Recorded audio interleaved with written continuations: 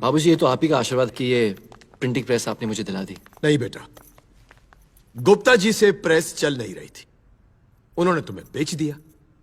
फिर ये तो तुम्हारे मेहनत के पैसे हैं, फिर बाकी तो सब श्याम बाबा का आशीर्वाद ही है। बाबूजी, मीरा भी हमेशा श्याम बाबा की भक्ति करती रहती हैं और आप भी हमेशा श्याम बाबा का नाम लेते रहते हैं। आखिर उनकी कहानी है क्या? अरे बेटा, तुमने कभी कुंवर जी को श्याम बाबा की कहानी नहीं सुनाई? बाबा, इन्होंने कभी मौका ही नहीं दिया मुझे। हाँ, लो। बेटा, श्याम बाबा जो है ना, वो कलयुग के अवतार है। महाभारत की कहानी है वैसे। बस श्याम बाबा से जो कोई भी कुछ मांगता है ना, उसे मिल जाता है, इसीलिए उन्हें लखदातार भी कहा जाता है। महाभारत में एक बार अज्ञातवास के दौरान पांडव अपनी मां कुंती और द्रौपदी के साथ वनवास के लिए जंगल गए। वहां उन्हें राक्षस हिडिंब और उसकी बहन हिडिंबा मिलती है। 7 प्राणी एक साथ, एक खाऊं कि 2 खाऊं कि 7 को खा जाऊं? कौन है तू? मैं हिडिंब, इस जंगल का राजा, और ये मेरी बहन हिडिंबा।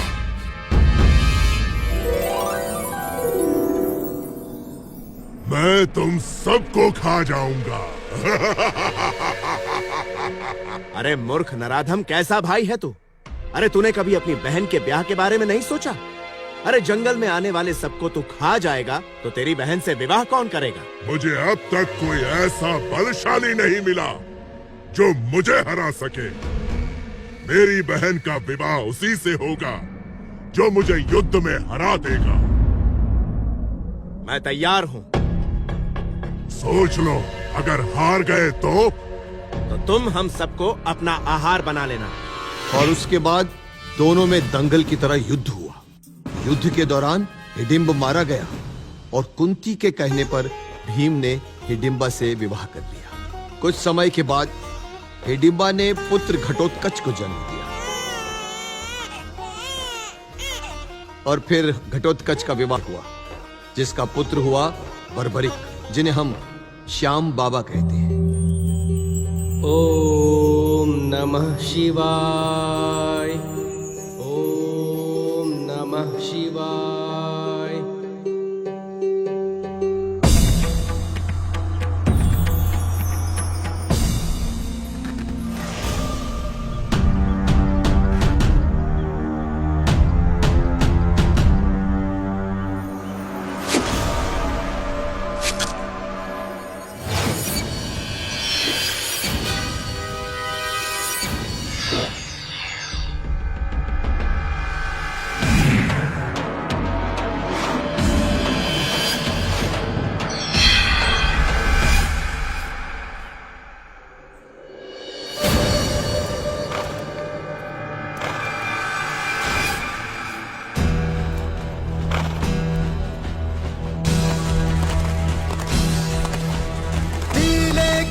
सवारी वो 3 बाण का धारी, गुरु है उसके कृष्ण मुरारी, जिस पर शिव की कृपा न्यारी।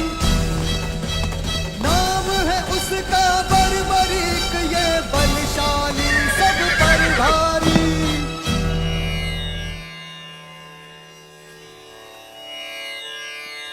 ऋषिवर को प्रणाम। आयुष्मान भव। ऋषिवर, ये किसके सैनिक हैं और कहाँ जा रहे हैं? धर्म युद्ध में। धर्म युद्ध? हाँ, कौरवों और पांडवों के बीच युद्ध की घोषणा हो चुकी है। हाँ? और भगवान कृष्ण ने इसे धर्म युद्ध का नाम दिया है। मैं भी इस धर्म युद्ध में सम्मिलित होना चाहता हूँ। लेकिन पुत्र, तू अभी बालक है। बर्बरिक वीर बालक है अइलावती। यदि इसकी इच्छा है तो इसे धर्म युद्ध में सम्मिलित होने दो। माँ, मुझे आपका आशीर्वाद चाहिए। आशीर्वाद तो हमेशा तेरे साथ है, पर ये तो बता, तू किसकी ओर से युद्ध करेगा? जिसकी तरफ से आप कहेंगी माँ। वैसे पांडवों के पास ना सैनिक है और ना ही अस्त्र शस्त्र। पुत्र, तुम उनकी तरफ से युद्ध करना जो हारने वाले होंगे। तू हारे का सहारा बनना पुत्र। जो आज्ञा। और मैं उस दिन की प्रतीक्षा करूंगी जब तू मुझे युद्ध भूमि की घटनाओं का आंखों देखा वर्णन सुनाएगा। अवश्य माँ, मुझे आशीर्वाद दीजिए। आयुष्मान भवा। अब तो तुम्हारे मन की सारी शंकाएं दूर हो चुकी होंगी अर्जुन। युद्ध भूमि में कोई अपना और पराया नहीं होता। क्या अब तुम युद्ध के लिए तैयार हो?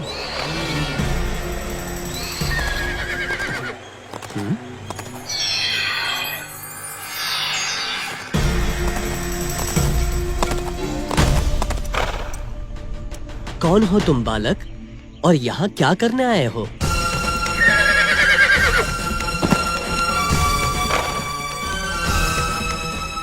बताओ बालक। मेरा प्रणाम स्वीकार करें। मैं इस धर्म युद्ध में सम्मिलित होने आया हूँ। युद्ध के लिए तुम अभी बहुत छोटे हो बालक, और किसी भी युद्ध में सम्मिलित होने के लिए ये जानना अति आवश्यक है कि तुम किस कुल के हो बालक। धनुर्विद्या कहाँ से ली है? तुम्हारा गुरुकुल कहाँ है, और तुम्हारे गुरु कौन है?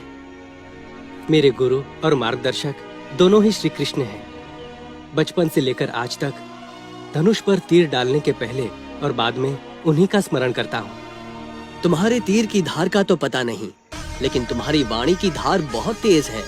और वैसे भी तुम्हारे तरकश में सिर्फ 3 ही बाण हैं। इन 3 तीरों से मैं तीनों लोगों को समाप्त कर सकता हूँ। बालक, क्षमा चाहता हूँ, लेकिन यही सत्य है।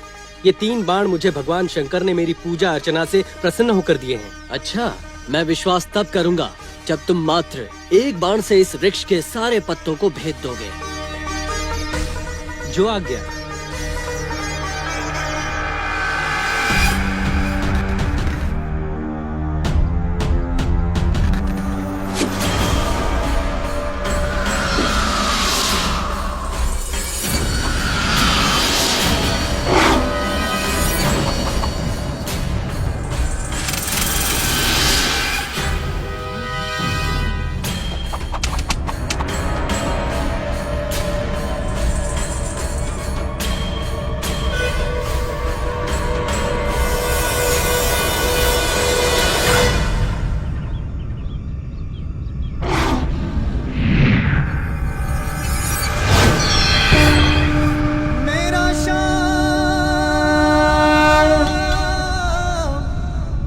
प्रभु, मैंने तीर को आदेश केवल पत्तों को भेदने का दिया है, ना कि आपके पांव को।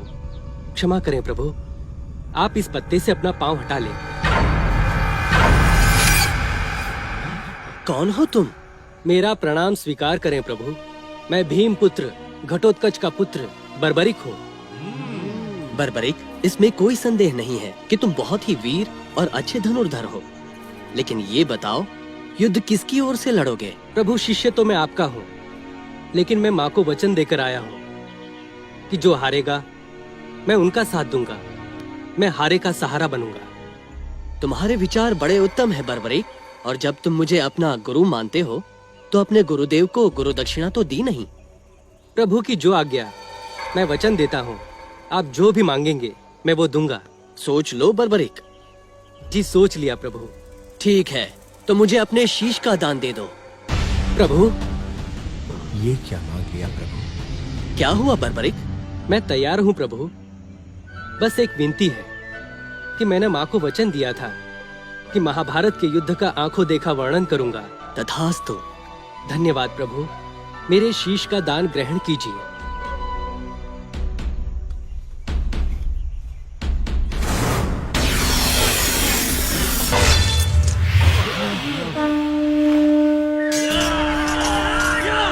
और इस तरह से महाभारत का युद्ध समाप्त हुआ। लेकिन भगवान श्री कृष्ण जानते थे कि अगर बर्बरिक इस युद्ध का हिस्सा बनता तो महाभारत का अंत कुछ और ही होता। इसलिए युद्ध समाप्ति के पश्चात वो पुनः बर्बरिक के पास पहुंचे। वीर बर्बरिक, ये बताओ, युद्ध में तुमने क्या देखा? चक्र सुदर्शन है बलदाई, काट रहा था दल जिमिकाई। रूप द्रौपदी काली काधर, हो विकराल ले कर में खप्पर। भर भर रुधिर पिए थी प्यासी, थी कृष्ण की लीला ये सारी। इस संसार में तुमसे बड़ा दानी कोई नहीं बर्बरिक। तुम वीर योद्धा ही नहीं, वेद पुराण के ज्ञाता भी हो। महाभारत का सत्य तुमने अपनी दिव्य आंखों से देखा। मैं तुम्हें वरदान देता हूँ कि इस युग के उपरांत कलयुग आएगा, और कलयुग में लोग तुम्हें मेरे ही नाम श्याम के नाम से जानेंगे। तुम्हारी पूजा अर्चना घर घर में होगी। भक्तों को मेरी पूजा से 100 गुना ज्यादा फल तुम्हारी पूजा से मिलेगा और लोग तुम्हें खाटू के श्याम के नाम से जानेंगे। ये थी हमारे श्याम बाबा की कहानी।